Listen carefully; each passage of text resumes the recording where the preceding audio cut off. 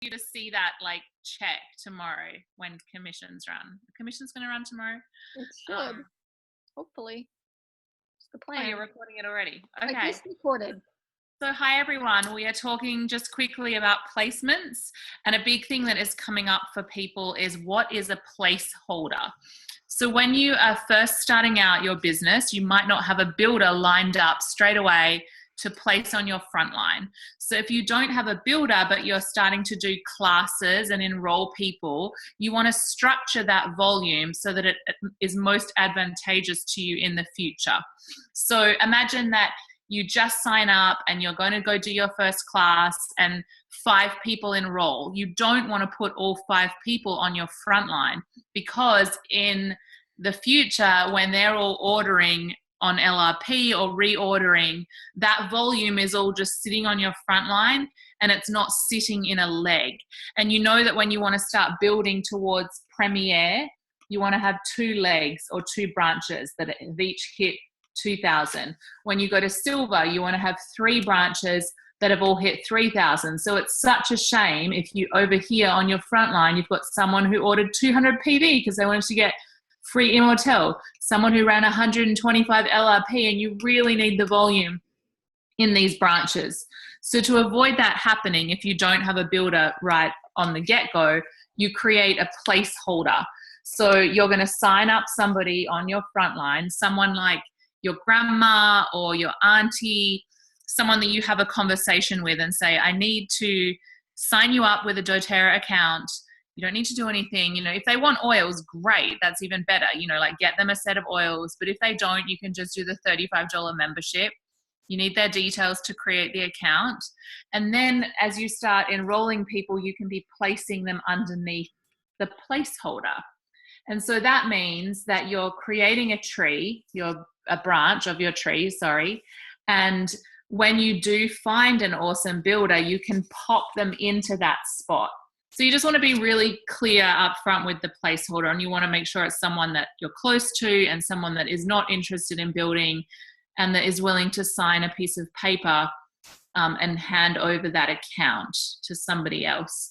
So I have this situation. I've signed my dad up as a placeholder somewhere. I've signed my little brother up as a placeholder.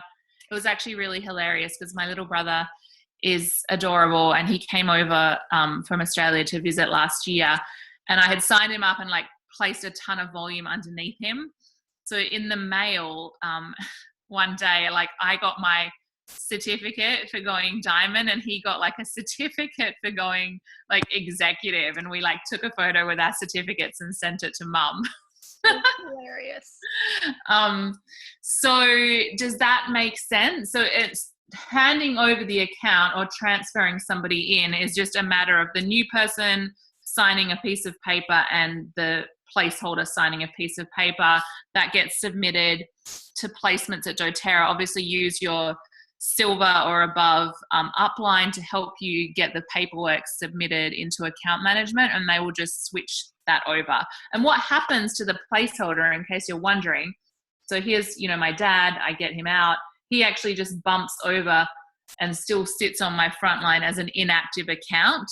And after 6 months has passed, I could actually reactivate him and use him somewhere else as a placeholder again. So if you're wondering about that. So that's what a placeholder is. You can definitely use it to your advantage. I don't recommend setting up 3 placeholders right at the beginning. I would build a leg. You know, ideally you want to create builders who are taking charge of their team. Because if you set up 3 placeholders and start like building, I mean, you literally could bust your bum and build somebody, you know, build a silver organization, but you're not going to serve yourself in the long run without having builders who are taking charge of their own legs. Agree, Liz? Agree. And I'd also say that a placeholder needs to be somebody that is temporary, meaning you're going to be in the search of a builder and replace that person within the first 6 months or less. Even a 3 months, I would say, you know, is a good amount of time. Because you don't want that person to get comfortable in that spot, start making some money if they're running an LRP or, you know, that type of thing, and then it's taken away from them. So, you know, they can get in that position and not want to leave that position. So keep that in mind. I would also add to that when you bring a person to transfer into an account, say you've got a branch here where you've signed up like 20 people and a bunch of people are on LRP, and you're bringing in a new builder, I would have an agreement with them in writing, like in an email or whatever, that if they don't do the things that you expect of a leader for this branch, that they'll transfer out of the account. Yes. So, you could say, I've transferred people into accounts that are actually making $100 a month, that account. So you want to say to them, I expect you to run a class every week. I expect you to actively be building, run your 150 LRP, that sort of thing, in order to take over this position. Otherwise, I'm going to ask for it back. So you could do that as like a safety net. Right. Yeah. So that's a placeholder. And I just have a comment to make. When you talked earlier about needing to collect the person's details, like in the States, you actually mean that you need their social security number. You do. So that's, it is a real conversation for people, because people aren't, always willing to hand over their social security number unless they understand what they're getting into. Yep. And they're not going to earn any money unless they're running 100 LRP, and like months have passed and a ton of people are on LRP. So that is a concern for some people. You're enrolling the people, you're just placing the volume underneath them. The only money that placeholder would be earning is uni level commission, which won't happen until 2 months after those people that you're enrolling are starting to get on LRP, and it's going to be very small in the beginning. Yep. Like Toby, my brother, who signed up as a placeholder like over a year ago, has made like $24 in the last year on uni level. So it's not like people have to be like, oh my goodness, like my tax is going to get altered by this. It's probably not, because you're going to be finding an awesome builder to put in there pretty quickly. So I think that's a big one, placements. And what else, Liz? Placeholders for placements. What else is a big thing that people get stuck on? Let's talk about two other things that I wanted to mention is CNC, how we always talk about that. So a lot of times when you're looking for a builder, either to put into a placeholder spot, or when you're just looking for, somebody to build with you, something that you want to look for is somebody that is capable and committed. So the letters C and C.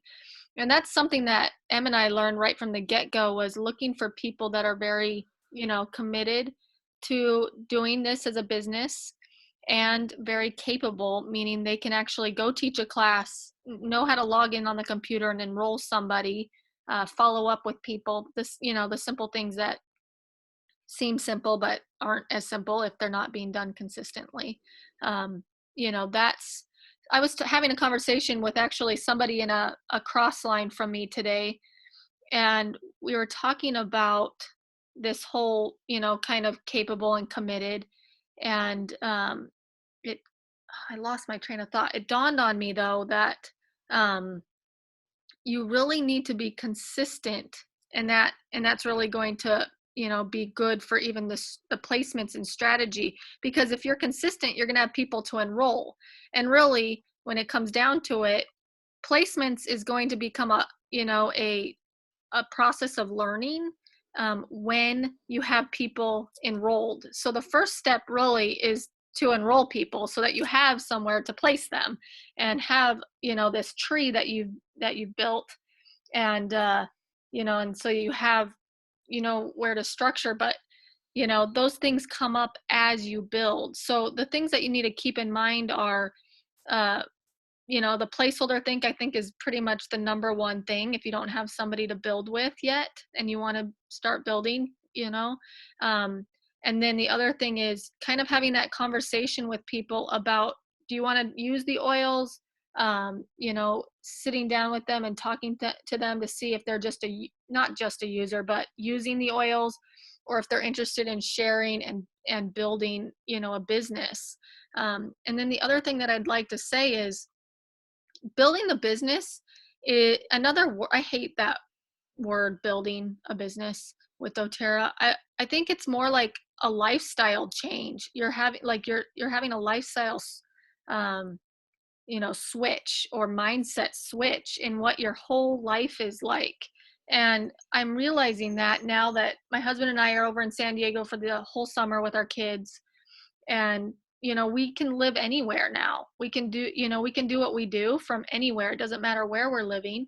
And so, having that mindset of this is a lifestyle change and you're not just building a business with doTERRA, but you're actually, doing that will help you kind of mindset that you can actually do this from anywhere.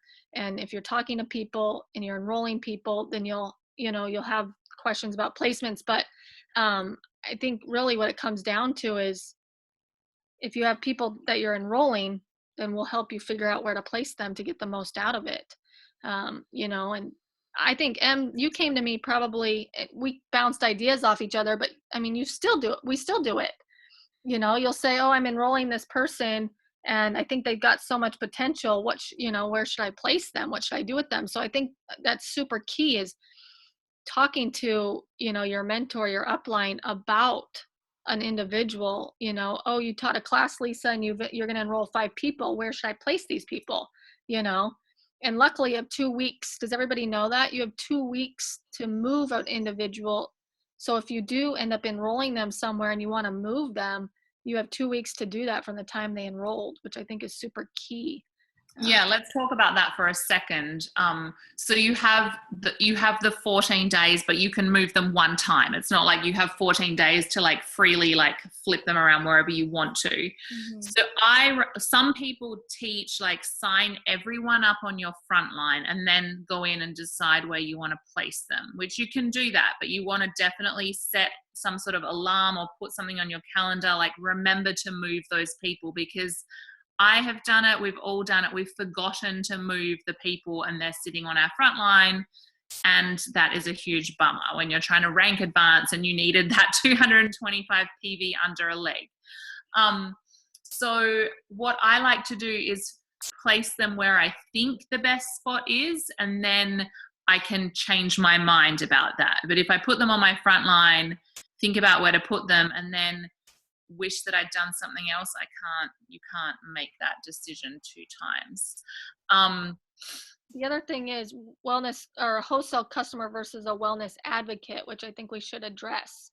So I think pretty much everywhere in the world now they have wholesale customers now, and not just wellness advocates. So a wholesale, I think if you don't know, a wholesale customer cannot build the business. They can get all the same benefits as a wellness advocate, which all of us on this call are wellness advocates, meaning we're doing it as a business and we're enrolling people. But a wholesale customer cannot do that. So there's a couple of rules that go along with it, and I just explain them in case you are a little confused about some of them, because some of them are a little confusing. But a couple of times now, this has happened to me in the last few months. So you can enroll somebody. I enroll everybody that I put in as a wholesale customer now, not a wellness advocate. You don't need their social security number with a wholesale customer. You can just put in their details, which is, the birth date, address, phone number, all those basic things, their order, and that gets them that wholesale account. The back office is one simple page. It's a very simple shopping experience. It's not blown with business details, and that really is good, I feel like, for them. But there's this button that you can click in the top right that says become a wellness advocate, and if you click it, you can actually just add your social security number details and you're upgraded. And doTERRA actually sends an email to the enroller of that individual and says, we just want to let you know this person upgraded to a wellness advocate. Well, when that happens, a few things. If it's before 90 days that person enrolled, then they have to stay where they're at. They have to stay in that position unless they want to take over their sponsor's position. So that's a little bit confusing, but and will you hold up that little piece of paper unless you need to go? But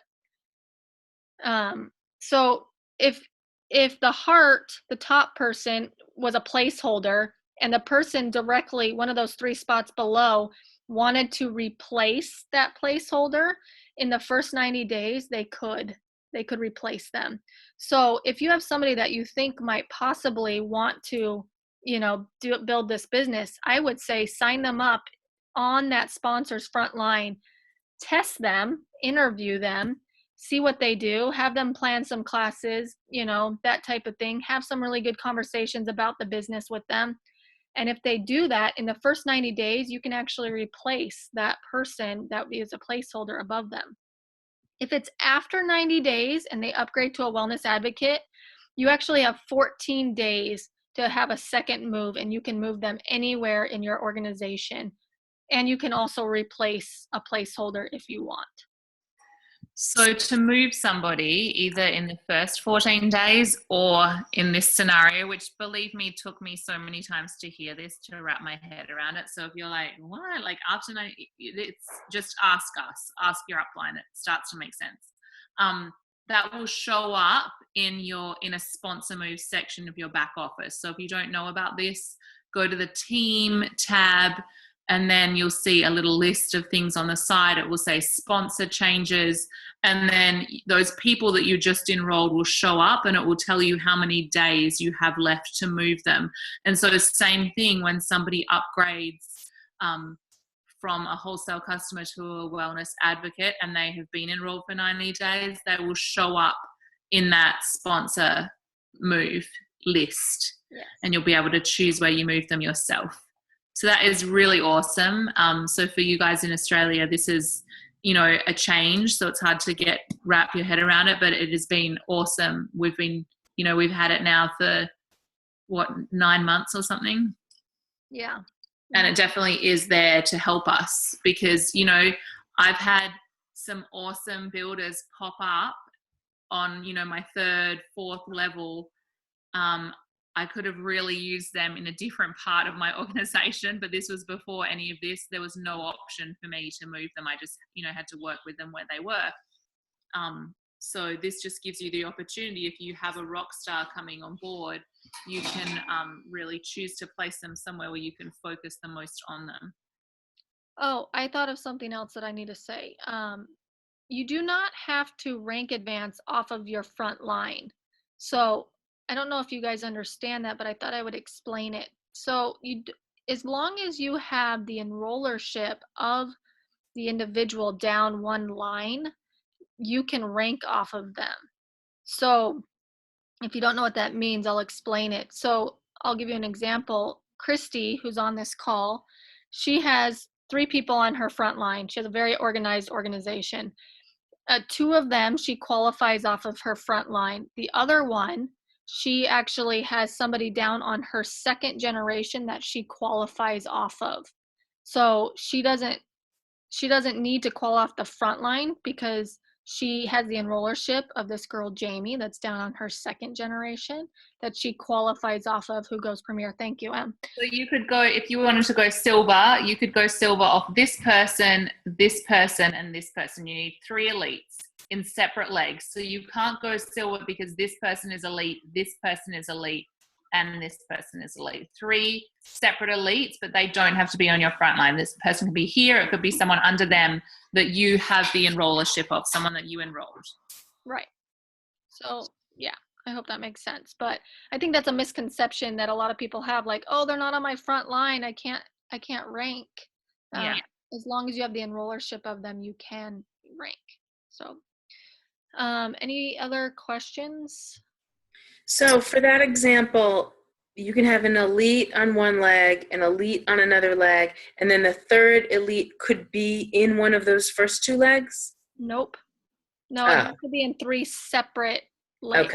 Okay. I thought Em was pointing to the circle below one of the elites. Well, you can go, this person could be your elite. Say the bubble above it, Em, the bubble above it, say I had the enrollership of that bubble above. Right. So if I had the enrollership of that, but Em had it of the one below, she could rank advance. Does that make sense? Yeah, so where's the 3rd one then? That other one with the arrow. 1, 2, 3. Or it could, here's a bunch of other people, here's like someone here.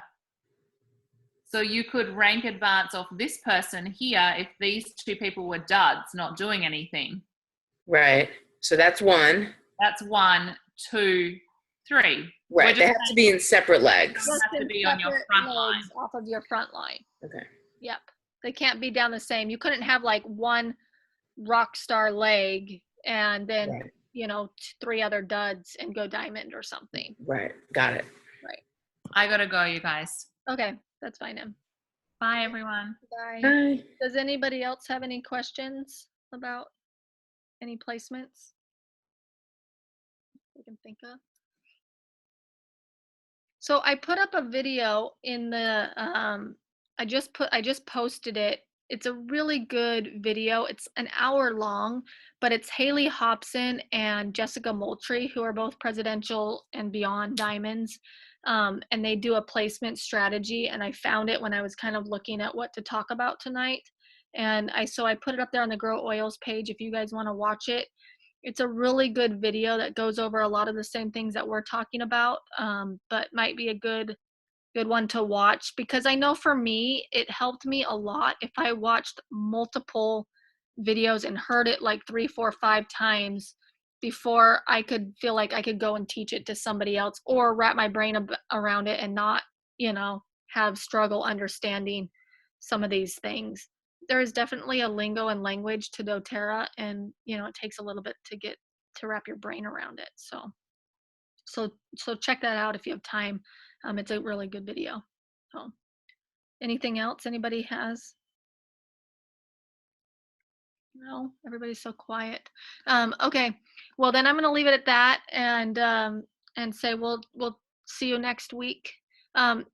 I will say I've been doing a lot of lives over on the Live Oils page.